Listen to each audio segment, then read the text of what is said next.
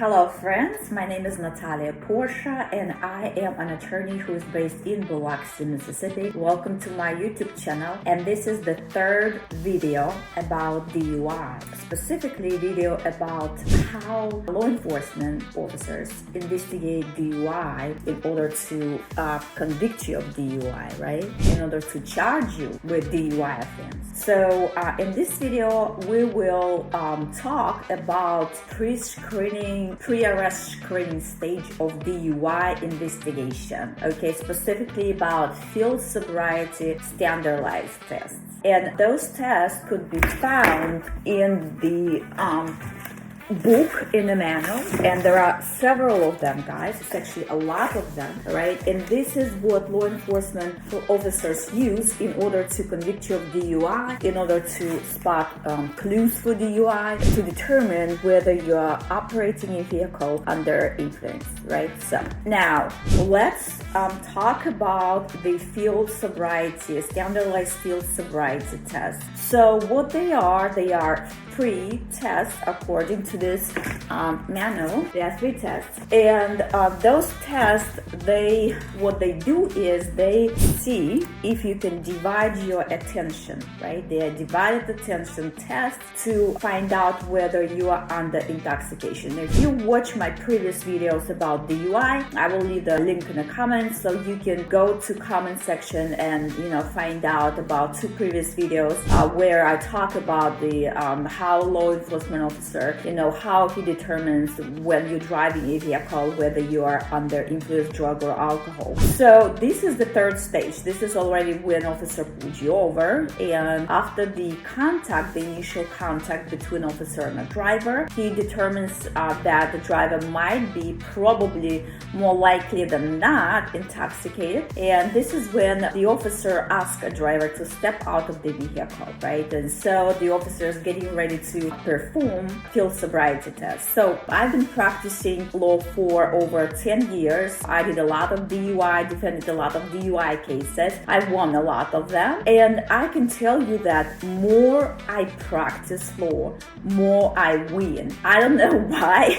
I guess it's because you're getting more knowledge in this field, and more I practice it, more I win cases. Well, obviously, because you start understanding how this works, and whether you already know officers. You don't know them personally, but you see them in court. You know whether they knew or not, and whether they are trained, because if you before saw certain police reports from this officer, you already know who they are and how they follow protocol, whether they follow protocol or they don't. Okay, so that's very interesting. So now let's talk about the standardized field sobriety test. First standardized field sobriety test is the horizontal gaze nystagmus test. Okay, and you all probably saw it on TV, hopefully never experienced it yourself. And this is the test when officer takes a stimulus, right? Stimulus, for example, this is the stimulus, this is the pen, and the officer put it somewhere here on the level of your shoulders, okay, and go to 45-degree deviation and ask you to follow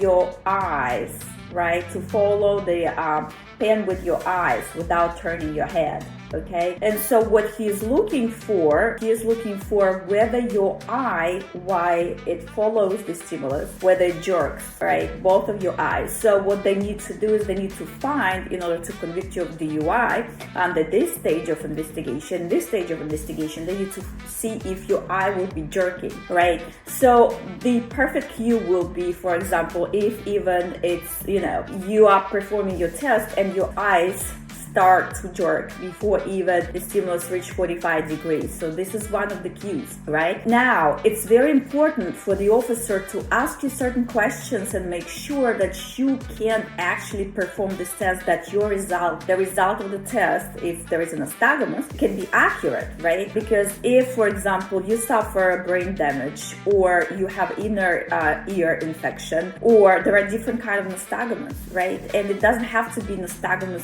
because you're intoxicated, right? It can be different sort of nystagmus. In fact, let me tell you about other nystagmus that some people have, and some people develop these kind of, conditions. Now, first, this is 77.5% accuracy, right? In detection BAC, blood and alcohol concentration level. But also this intoxication nystagmus can be mistaken for different type of nystagmus, okay? There is a nystagmus called vestibular nystagmus. It's an inner ear disorder, okay? So also this causes nystagmus, this infection disorder causes nystagmus. Now there is neural nystagmus. This happens when, you are doing this test by watching it and watching the light at the same time. So they cannot put you in a way that you have to, you can get blinded, right? Because you will have a nystagmus. So you have to be away from the direct light. Also, there is nystagmus developed when there is a pathological disorder. For example, like I said, brain tumor, brain damage, brain cancer, right? So obviously, you also will have nystagmus. So the officer must make sure that whatever he does, it's an accurate result. And it's almost 99.9% of the police reports does not have information that I actually asked Mr. Smith whether he suffers from brain damage, brain condition, inner ear disorder, or any other type of conditions that will develop nystagmus, as well as intoxication. Okay, so and here I have seen maybe only 10 police reports where they ask questions, right? The rest police reports, they don't care whether you have medical conditions or not, which is so wrong. Okay, so here again, horizontal gaze nystagmus test.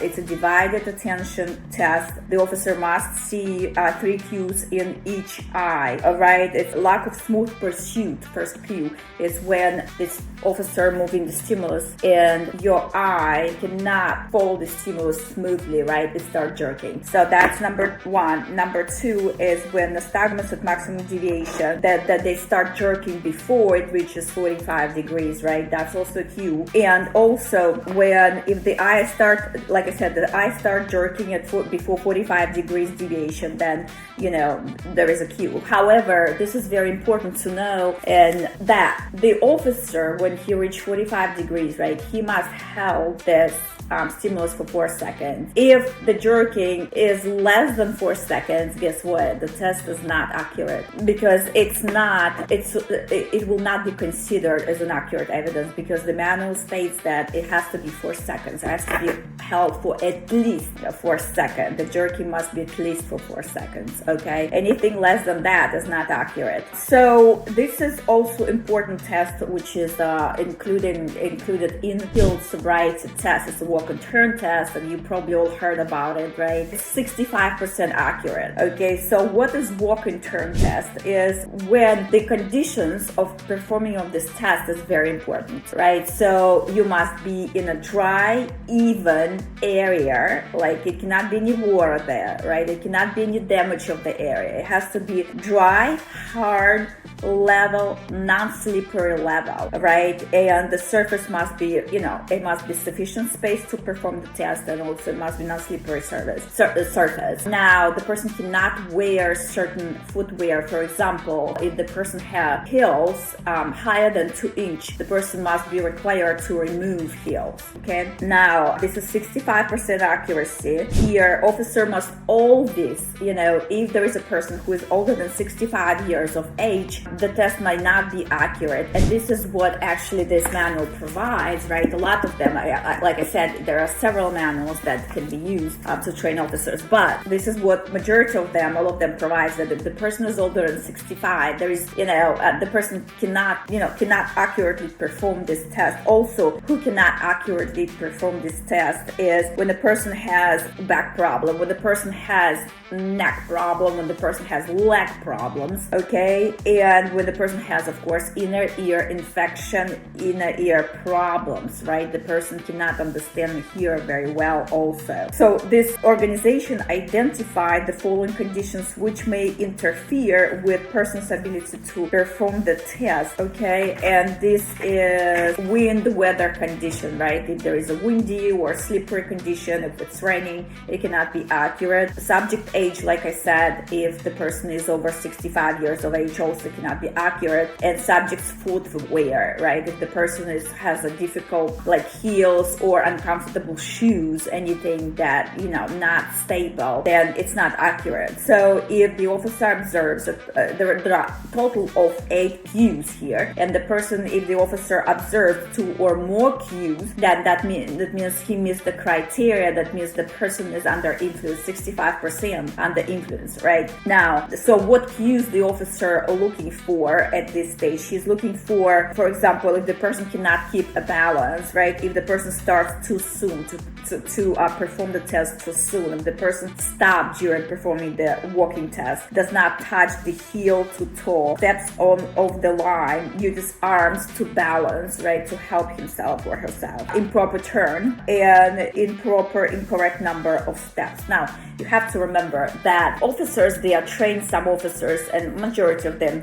when they go testify to court, right, in front of a jury or a judge, and you ask officer, can you what kind of test did you ask Mr. Smith to perform? Well, Mr. Smith performed walk and turn test. Okay, is this a standardized field sobriety test? Yes, it is. Okay, can you please demonstrate this test, in court, how it has to be performed? So your allegation in the report that Mr. Smith made this sort of mistakes while he was performing this test, and can you please demonstrate for a jury how to perform this test? So the thing is that majority of officers will fail, okay, because this test is very tricky, and what they will do is they will look at horizon, right? They will look in front of them instead of looking down, okay? When they instruct the person to look down, actually, while they're performing that. Why? Because it's easy to perform when you're looking straight, okay? So they know that. That's why they always will look you ask in certain direction. So next, this is important to know that the officer can stop the test at any time if the person is not safe during the performing, of this test, right? So the person is falling, and the person is sick, for example, he's got leg that is hurting him, or etc. And this is very important to know that this manual states that if the person cannot safely perform the test, the officer must stop the test, but it cannot be counted towards negative, right? It cannot be counted that the subject actually failed the test because it is unsafe to perform the test. So that's the main mistake, very common mistake that officers make. Now, third standardized field sobriety test is a one-leg stand. One-leg stand, 65% accuracy. Here again, we're required to have dry, hard, non-slippery surface. Required to have proper footwear. Heels cannot be over 12 inches. Here, what kind of people will have problems performing one-leg stand test? Overweight people, people with legs problem, people with over the age of 65, they might have difficulty performing this test, and that's why this is what this manual talks about, right? So this kind of category will have difficulties. Sick people, people who cannot balance due to brain condition again. It's all about divided attention. It's all about whether you can comprehend the test, the direction of the officer, and whether you can physically perform that. Okay, so it's divided attention. It's all built on divided attention. Here we have a total of 4 cues on one leg stand, and now we have 2 cues. Clues the officer must find, clues or cues. So the officer must find 2 clues in order to have the 65% accuracy, that the person is actually intoxicated. So when the person sways while balancing, uses arms to balance, cannot stand properly, for a long time, hopping, right, jumping, puts one foot down, so cannot balance. That's what, the test is about, to see whether there is a balance. Now, again, very important to know that officer must ask the subject whether he is, he has some sort of conditions, right? Because, medication can affect the brain, medication can affect the body, but it doesn't mean that you're intoxicated, right? Diabetes, if you are diabetic, that can affect the performance. That definitely is a big, thing. And I had a client when he was pulled over at the checkpoint for checking, people, driver's license, and whether people drive under influence, and unfortunately, without doing any standardized field sobriety sobriety test, and the person actually was diabetic, and he's diabetic. He's still alive, thanks God. He had diabetes, and he has asthma, and he had bunch of different conditions without even performing any tests, asking him any questions. They just sent him to the hospital to draw his blood, okay, to prove his DUI. So they had zero evidence to send him to the hospital because there were no field sobriety tests that were performed. Zero. And it's a checkpoint. So there was zero evidence at all. And guess what? The blood toxicology report came back negative, absolutely negative. But unfortunately, because the person was undocumented, he had to stay in prison for 6 months for the toxicology report to return that he was not driving under influence. So that's 6 months he spent in prison, in county jail. So I hope this video was helpful. Again, guys, if that's interesting, if you have ever been asked to perform this sort of standardized sobriety test, right, and let go after that because you did an excellent job, make a comment. Will be very interesting to know. Or if you haven't ever been pulled over, and you don't need to put your name, please keep the confidentiality. If you ever been pulled over and asked by the officer, certain questions, and then they let you go, but you was like, wow, man, that's interesting, and you were let go after that. That's also interesting to know. Guys, please make comments. Would be very, very interesting to hear you. Again, this is not an attorney's advice, guys. This was, we talked about standardized field sobriety tests, which are based on divided attention concept, and this was the third stage of investigation, right? Next stage of investigation is going to be, blood work or urine sample or intoxilizer, right? 8,000. This is what they use in Mississippi. So I also will make another video about refusal, but this is it. This is the whole 3-part session about the DUI investigation. And if at this point, when you fail this field sobriety test, what they do is they take you to jail, and likely over there they do the test, blood work. Of course, you'll be taken to the hospital, and if there is breath test, they will be taken likely to the place where the operator of the breathalyzer will instruct you to give a sample of your breath. Thank you so much for watching this video. Like I said, if you guys had any interesting times in your life when you was pulled over, you are welcome to make a comment. Please don't disclose certain things. This is public channel. And again, thank you so much for watching. I really appreciate your likes and shares, and please subscribe to my channel and have a great day. Goodbye.